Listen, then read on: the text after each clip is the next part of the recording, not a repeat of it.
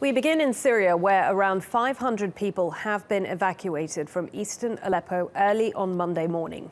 5 buses reached the Al-Rashidin suburb west of the city after being held for hours at a checkpoint. The civilians have been taken to an opposition-controlled area where NGOs have set up emergency camps to provide food, warm clothes and medical assistance. The activist Rami Zien was one of the hundreds of people who made it to the city overnight. Hello everyone, this is Rami. We just made it out of Aleppo and I look really not cool because we have been living really hard 24 hours. We have been stuck inside the buses since 1 p.m. and until now we have been able to move. We didn't get any food or water or supplies or anything while we were in the buses. There was a lot of tensions, there were a lot of soldiers around us. We were really scared of something bad happens. But thanks to Allah, after all, we have made it.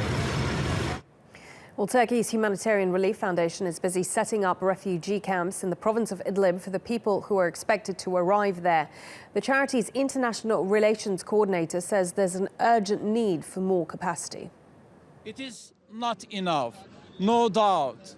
Almost 70,000 people being expected here in Idlib, and the capacities of the camps are very limited. We have temporary locations for them, then we are going to take them to new camps. We have already started. Last night we completed 100 camps and 100 tents, and maybe in coming few days we are going to increase the number of the tents to 20,000. Well, TRT World's Abubakr al Shamahi has been following the story from Gaziantep in southern Turkey.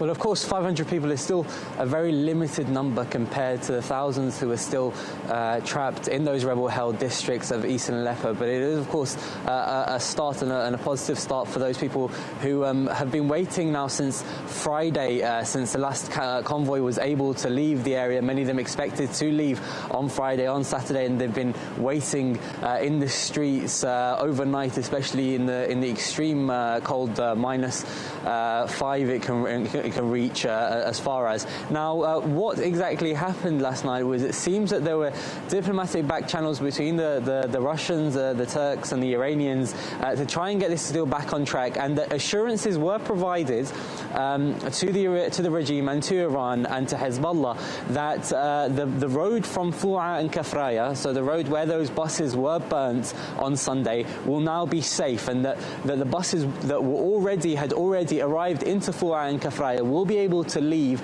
take with them some of those injured people from those 2 towns and be able to go safely towards government-held or regime-held territory. And it also comes after calls from many of those people in those rebel-held districts of eastern Aleppo, and also people on the opposition side to the rebel groups who stopped the evacuations taking place in Fu'a and Kafraya on Sunday by burning those buses, to be responsible and to effectively Hadi al-Abdullah, a leading opposition journalist, said that the rebels should be responsible and that if they don't let these people out, then they'll have a massacre in eastern Aleppo on their hands.